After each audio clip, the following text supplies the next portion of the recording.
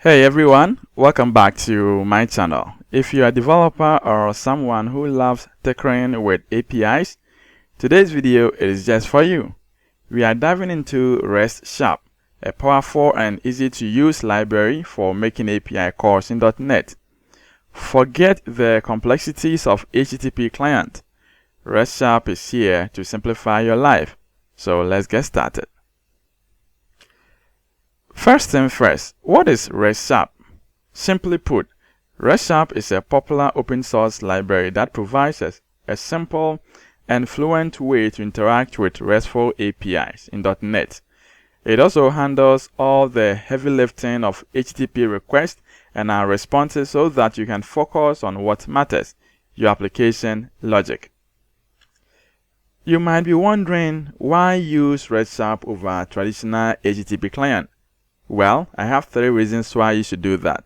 The first one here, it is ease of use. RestSharp has more intuitive syntax and simplifies common tasks like adding headers, parameters, and handling responses. So it's very easy to use it. Second part here, it has built-in features. It comes with built-in support for authentication, serialization, and error handling. And the last one here it is fluent interface, or it has fluent interface. RestSharp uses fluent interface, making the code more readable and maintainable. So if you compare RestSharp and our traditional HTTP client in terms of easy of use, then I'll go in for the RestSharp. In this video, we're going to have a look at that, so you're going to love that and choose RestSharp all the time over HTTP client. Now let's see, in order for us to integrate this into application, you first need to create your web API or your .NET application. It could be Blazor, it could be any other project, but here we are using .NET web API for this practicals. So first you can use this code install package RestSharp to just run this command and install this, or you can do this through project dependencies. We can install this from a NuGet as well. So let's see how to do that. Now you can see I have a solution created already, and I have 2 projects added, API 1 and now API 2.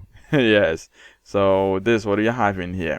Now from our API 1, we need to install our RestSharp package. On it, right click on dependencies, and now you go to manage NuGet packages, and now in that you're going to search for RestSharp and now install that. So just RestSharp, and that is a package. So I have installed this package already, so you have to install this package. Good. So once you have this package installed, let's first talk about how to make your first API call. So I have a default or a project created already. Is it project or controller? Yes, controller created already, and that is a test controller. Now this test controller focuses on making an API call, handling errors in the advanced way, and also adding custom header. Let's see what you're going to talk about in here. Now the first one here, we are handling error. You know, in order for you to use this RestSharp, what is the first thing that you need to do? You have to create a client from this REST client, and now you need to specify your base URL. So maybe you want to get dummy data from this API. Now this API has an endpoint of /todos, right? And now this is going to be our base URL. So when you create an instance of this REST client, you need to specify your base URL in it. Aside from that, here we are creating our request. Now for my request in there, you see we pass in the specific endpoint to this API. Now this endpoint is going to be added to this API when making an API call. So in that, see what we're doing? We also specifying our HTTP verb. So here we have all the HTTP verbs available. By this, we are choosing get because we want to read data from this API. So we do that. The next thing here is you're going to create our response. Now the response here, we can use client.executeAsync or client.getAsync. Now, when you use client.getAsync, that's being making a specific or the type of verb that you want to use. You know, getAsync is from the HTTP verb of this HTTP get. Now, if I do post or update, that is what post or put, that is an HTTP post or HTTP put, isn't it? But yeah, when you make an execute, that is general. So we are making execute in here. You can also specify or be specific in here as well. We need to specify the request that we created in here, which contains our URL to our endpoint and the type of the HTTP verb that we specify. Good. Now, once you have the response in here, what's the next thing that you're going to do? You can now check, does it have the status, or is it successful? If it is true, then we want to read a response. Now, take a note that now this response here is going to convert. In case we have this response here in the form of enumerable or list, it's going to convert this into string format.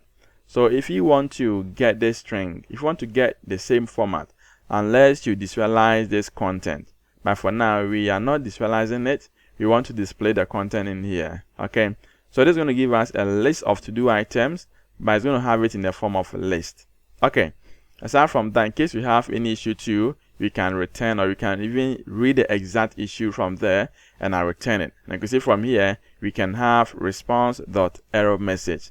Now all these are beautiful ends created in this REST client, and that is a RestSharp, whereby we the developers, we can use it. So instead of you using try catch block to handle these errors, you can actually get the error straight from this and now implement it and go your way, making it very easy to use it. Okay, so now we have this. We're going to run this and see. Now this is not going to give us error because here this URL is working, this API is actually working. Okay, so trust me, you're not going to have error in this. So we can run API 1, and now aside from doing that, we can pull up this. I have this open, that's a Postman open. So when it runs, we're going to get this URL in here, this endpoint, and that is we're going to make an endpoint to this, so we can see, are we getting the list of to-dos from this API or not. Let's have a look on that. Okay, so this is ready. Now the first one is a test, and now if I click on try this out, we can click on this to get the URL in here, and now we're making a call to that endpoint. Now that is a URL, so we can actually grab this. This is a response that we have, but we don't want to see it here, so we can use the Postman. Let's put it here. That's a post. Notice it's get, so make it as a get, and I click on send, and now let's wait and see. So you can see we have the status code of 200, and now that is the body tag. So you can see we have the response form in here. We have it in a JSON format. You can make it in preview, well, everything, but let's choose a pretty one. Good. So this is a response that we are getting from the API. So you can see that it is quite simple to make an API call. Also check for errors or handle errors instantly as well. Okay, so creating a client, and now creating a request, making a request, or execute a request, and now checking for the state is very simple with the use of this RestSharp. Let's go to the next one. That is an advanced one. How do you add custom headers? How do you add custom headers to your client or to your, that's a request? So the same thing, I have my this specified, and that is a client. I have my base also specified, the same base address, that's what we are using. Now in here, I'm going for post, and I'm going to search for first one. So I'm making a specific, I'm reading single item. It is the same get. Now have a look in here. You can see from here we are having requests that we are going to send.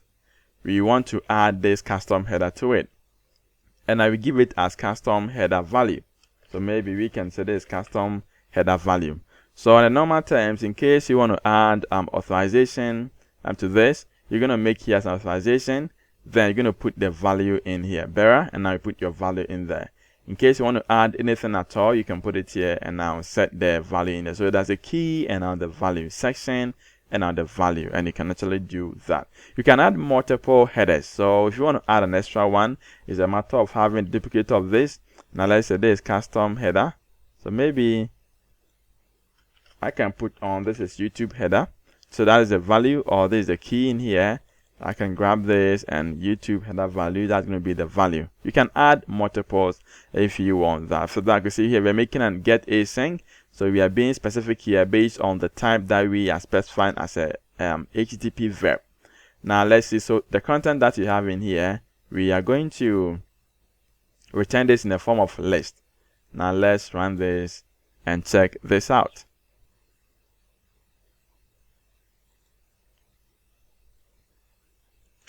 Before we execute this, I want us to put breakpoints so we can check whether the header has been attached or not. So we put it here. So when it gets here, it tells us that it has executed everything here and we have the response. Okay, now let's go to our UI and now let's see if we can have access to this advanced. Let's run this. And now our breakpoint is going to be hit. Now when it gets hit, let's check our response. You can check the client or you can check the response. Okay, anyone. Now when we check our response in here, let's see response, we have the status code of 200. That is okay. It means it will able to get the data for us, and that is what you see from the content. Good. Aside from that, we want to look for the parameters. The parameters here contains the header. It can be found in the header. So click on the headers, and now in the headers we want to check if we can have parameters, or we can have the values that we specify. You see we are not finding it in here. Great. Now with the RestSharp, it can be found in the parameter section. So the same response, let's click on this. Now instead of going to the request, quickly has to locate to the parameters, and let's see where we can find these parameters. Do you have it in the header? Yes, but this is not this headers.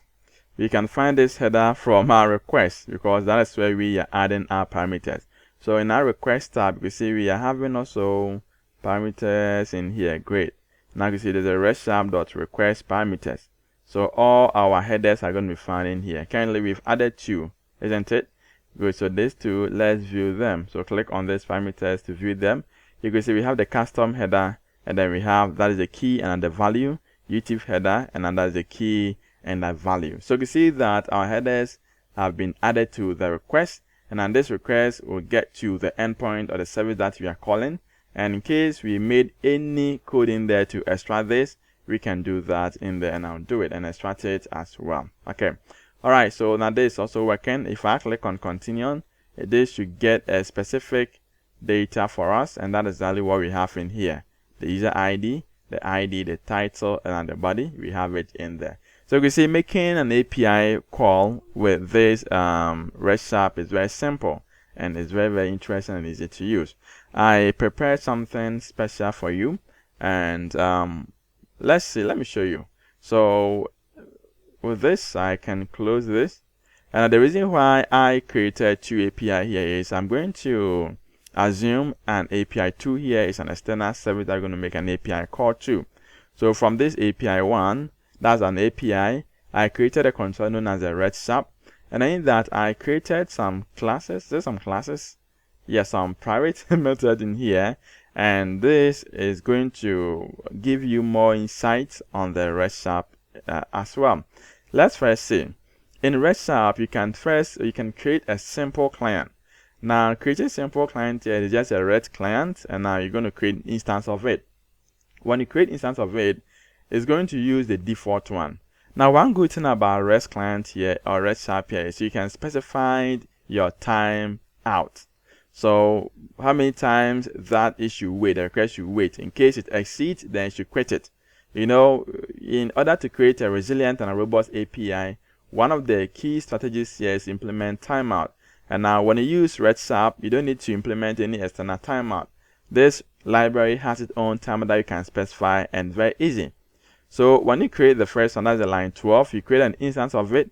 Timeout section is not activated because this is a default one. So if you want to create a default one, well, you just have to create a new instance of this REST client. You can specify your base address here, or you can do that in the wherever they're going to use this method. Second part here is you're going to create a client with options.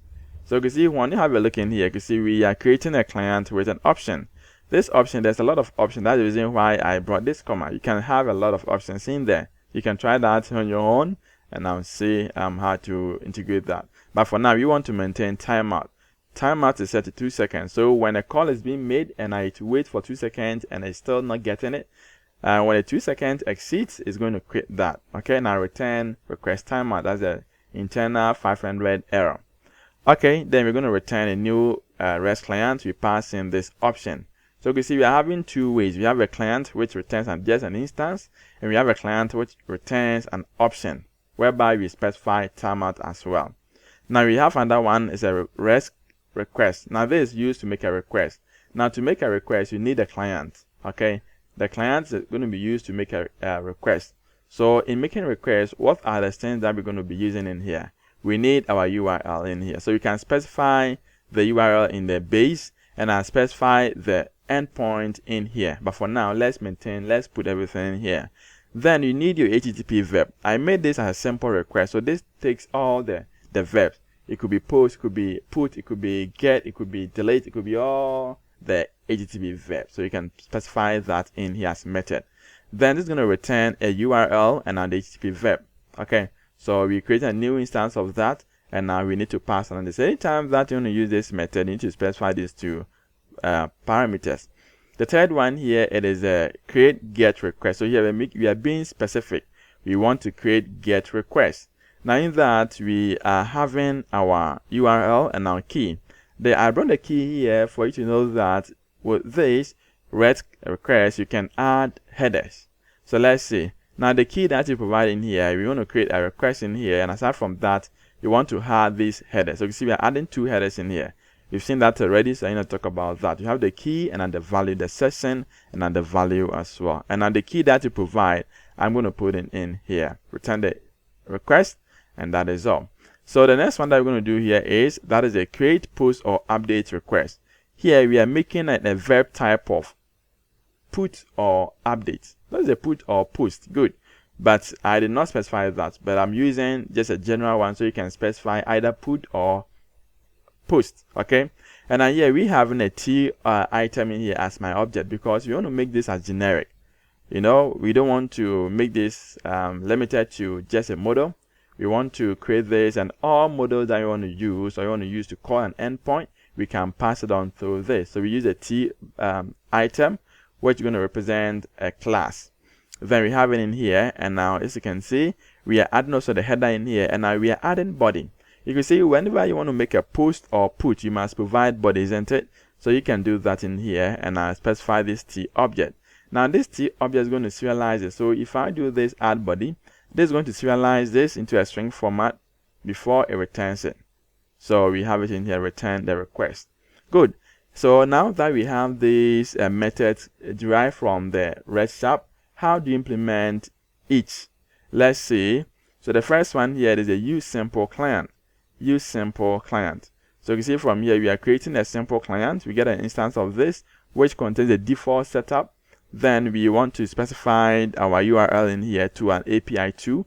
The method here is get. Aside from that, you want to get async. So getting async here corresponds with the type that we specified. Well, if you want to make it general, then you can use execute async as well. Within all these, you can also check for status. Either it is successful or not, you can check that. So it depends on you which one you should go for. Now we're going to return the content. Bear in mind that this is going to return a list of weather forecast, but here's going to be string. Okay, it's going to convert it to string. So if you want to do get the list, then we have to convert this into a list or .NET object in the form of a JSON. So we can see this well. All right, now let's see. The next one here is we are using use client with options. So here we're going to specify an option in that, and in that we are using create client with option. When you check this create client with option, that is where we are specifying timeout. So when we specify delay in the service, and that delay here it is more than the timeout value, it tells us that definitely is going to halt the request, and that the timeout is going to exceed. So when it exceeds, it's going to remove that. It's going to return timeout exception. So we also it is the same get. Now the next one that we're doing here is use client with options. So what you are doing, we are creating the same client with option, and now we want to specify the same URL, and in that we are getting the same request. Okay, the same get type that we're doing in here, the same request. Here we are using get create client with option. So create client with option, that is create client with option. We want to find this one, so we also specify the same timeout. Now let's see the next one. That is we have use get request with options. So we're going to make a get request, and now get request we're going to create a simple client. And aside from that, we want to specify this the key. So this is going to be a key that's going to be added to the header, and this is not needed now. And aside from that, we're going to make a call, and I'll return the content. Okay, so you can see using this RestSharp is very simple. Next one here is a post. How do you make a post? So create simple client, and now we prepare our object.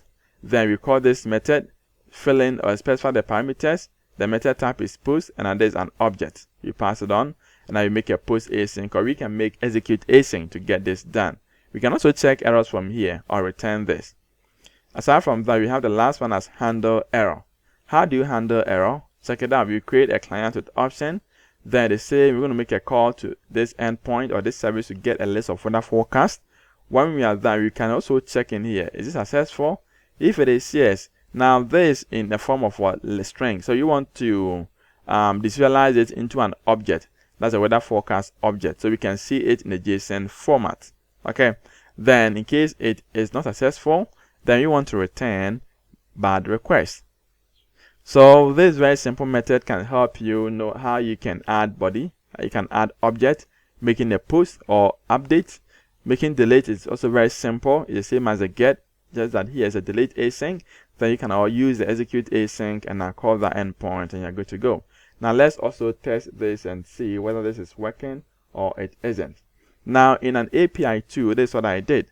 In an API 2, you can see from my controller session, weather forecast, I just created this. So here we're going to return the key. We want to extract the S key and now the header from it. You know, we want to check whether the parameter that we add to the header using the RestSharp, we can retrieve it from the service end. Okay, so here I am retrieving it from the HTTP context coming in here as a request.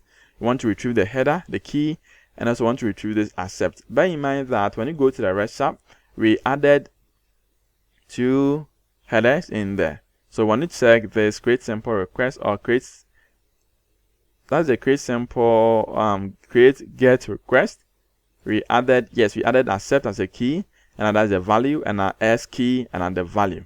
Okay, so we're going to run both, and I'll check it and see that if we can we click on this making a request, and now on the server we can extract that. So let's see, let me stop this, then let's configure startup project so we can run both projects at the same time. So start. Now let's see. So now we have this an API 2, and then in here we want to locate, or we want to use an API 1 because that is what is going to call the service. Now here let's see, to create simple client, this is also quite simple. So now since our service is working, we can see that we have the key, and we have this an accept, right? So if we have a look at this, for this accept, it is accepting, it has these applications like JSON and now text and JSON, but this is not what we want. For that, it is found, let's actually cross check and see the endpoint that we need to make a call, which is going to add, that's a create get request. And now where are we using this create get request? We're using that in the user get or use get request with option. So use get request with option. So this is what we need to use, this endpoint. Now if I click on try this out, you can see that I have the key as my custom key, and also I have the accepted as applications like JSON. So this tells you that when you add header to the client using the RestSharp, in the servers or the server side, you can retrieve that from the HTTP context in that and now do whatever thing that you want to do with it. Aside from that, let's try the next one in here and I'll check it out. From this simple client, we can work on that. So let's comment this from the server's own. Let's comment this. And now this, this is going to return, we want to delay for 30 seconds. Okay. So delaying for 30 seconds means it's going to trigger the timeout. So let's see from this timeout. So let's first check which endpoint uses the timeout method. So the timeout method is the create client with option. So this create client with option, use client with option is using this. So when you make a call, it's going to delay for 30 seconds. And now here we are specifying timeout of 2 seconds. So it means we have to get timeout. Let's see. So from our endpoint in here,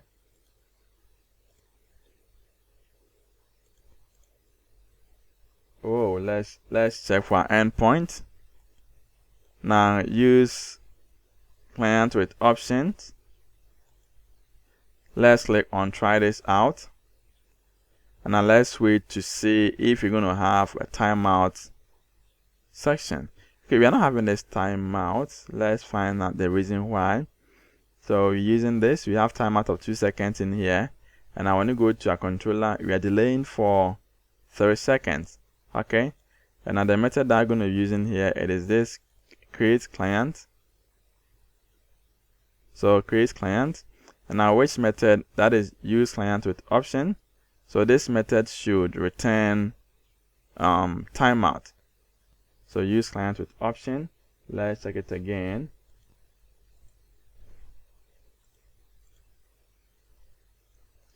Use client with option. So not this one. Okay, so we have our use client with option. That is this one. So if I run this, I should get timeout because we are delaying for 30 seconds and now the timeout here elapses when 2 seconds exceeds, right? So you can see we have it here, request timeout. The operation was cancelled. So you can see that with the help of using this RestSharp, you can actually implement request timeout without installing any third package such as Poly or any other package to integrate it. Good. Alright, so I think the rest, we've done this already in the first one, so we know this. Now, in order to also make a post, I created a simple endpoint in the weather forecast. And now this post is going to return the same thing from us, okay? So let's see if it's going to return that. Now, let's make a post. So that is a post. But before we do that, I want us to grab